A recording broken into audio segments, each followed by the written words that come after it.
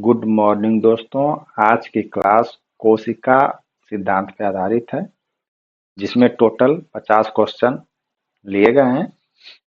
इसमें पहला है, कोशिका की खोज किसने की थी? उत्तर है इसका, रॉबर्ट हुक ने कोशिका की खोज की। जीवित कोशिका सबसे पहले किसने देखी थी? ल्यूवेनहॉक ने जीवित कोशिका को सबसे पहले देखा था। कोशिका सिद्धांत किसने दिया? स्लाइडेन और स्वान ने कोशिका सिद्धांत दिया। कोशिका कोशिका से उत्पन्न होती है, यह किसने कहा? बिरचो ने कहा। प्रोकैरियोटिक कोशिकाओं में क्या अनुपस्थित होता है? न्यूक्लियस। यूकैरियोटिक कोशिकाएं पाई जाती हैं शैवाल में और मनुष्यों में। ये यूकैरियोटिक कोशिका पाई जाती है, यानी बी एंड सी आंसर हुआ।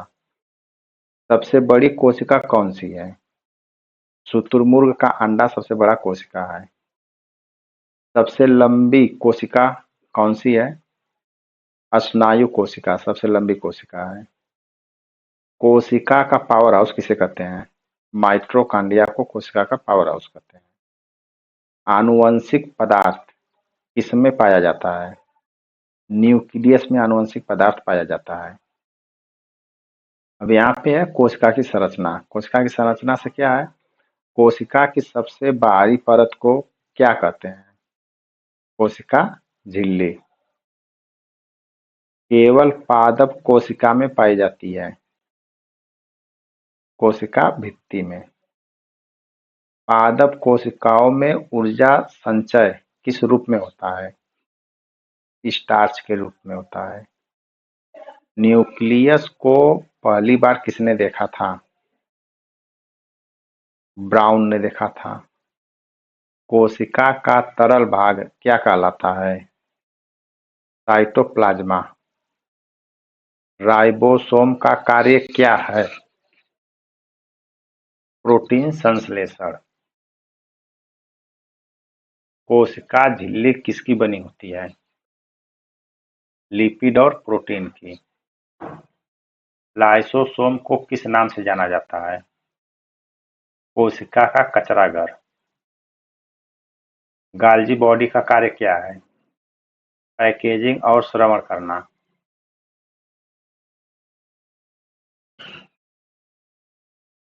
डीएनए मुख्य रूप से किसमें पाया जाता है?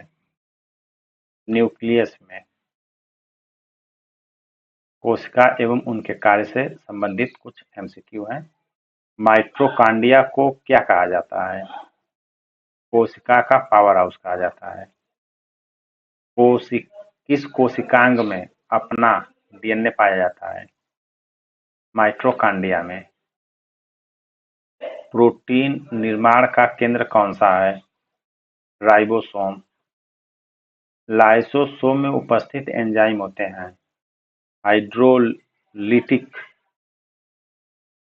इस कोशिकांग को आत्मघाती थैली कहा जाता है? लाइसोसोम को। गाल्जी बॉडी मुख्यतः क्या कार्य करता है? पैकेजिंग और श्रावण का कार्य करता है।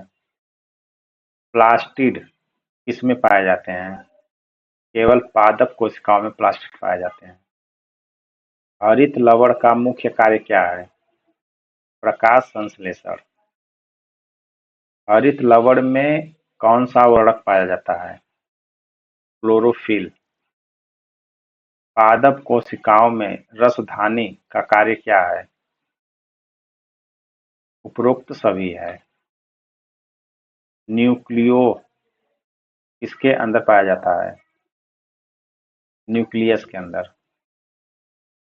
कोशिका झिल्ली की खोज किसने की? डैनिनी और डेवेसन ने। न्यूक्लियस को क्या कहा जाता है? कोशिका का मस्तिष्क कहा जाता है। आप लोग अपना उत्तर कमेंट में कमेंट करके बताएं। किसमें डबल झिल्ली पाई जाती है? माइटोकॉन्ड्रिया में डबल झिल्ली पाई जाती है। डीएनए की खोज किसने की थी? फ्रेडरिक मीसर ने की थी। कोशिका में आरएनए का कार्य क्या होता है? प्रोटीन संश्लेषण। एंडोप्लाज्मिक रेटिकुलम किसका संश्लेषण करता है? प्रोटीन व वसा का। किस प्रकार का एंडोप्लाज्मिक रेटिकुलम राइबोसोम रहित होता है? Smooth ER. कोशिका के कौन से अंग में अधिकतर आरएनए पाया जाता है? राइबोसोम में। निम्न में से कौन कोशिकांग ऊर्जा का उत्पादन करता है?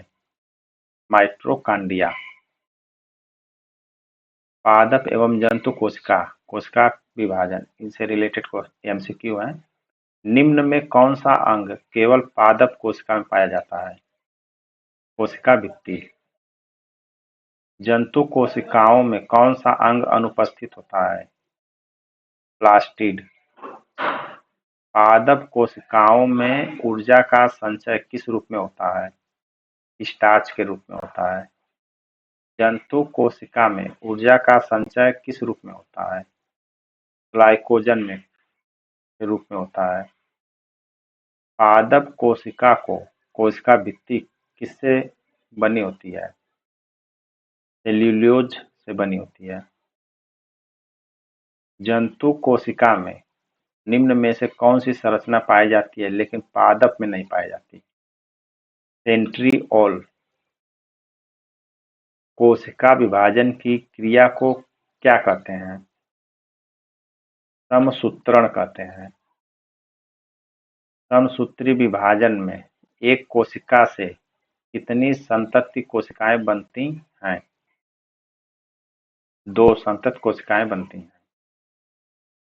अर्धसूत्रण का कार्य है युग्मकों का निर्माण। समसूत्री विभाजन मुख्यतः होता है शरीर की कोशिकाओं में। इस तरह से टोटल कोशिका सिद्धांत के 50 क्वेश्चन समाप्त हुए पार्ट 1 में। क्वेश्चन अच्छे लगे तो चैनल को लाइक, सब्सक्राइब और शेयर करें। धन्यवाद।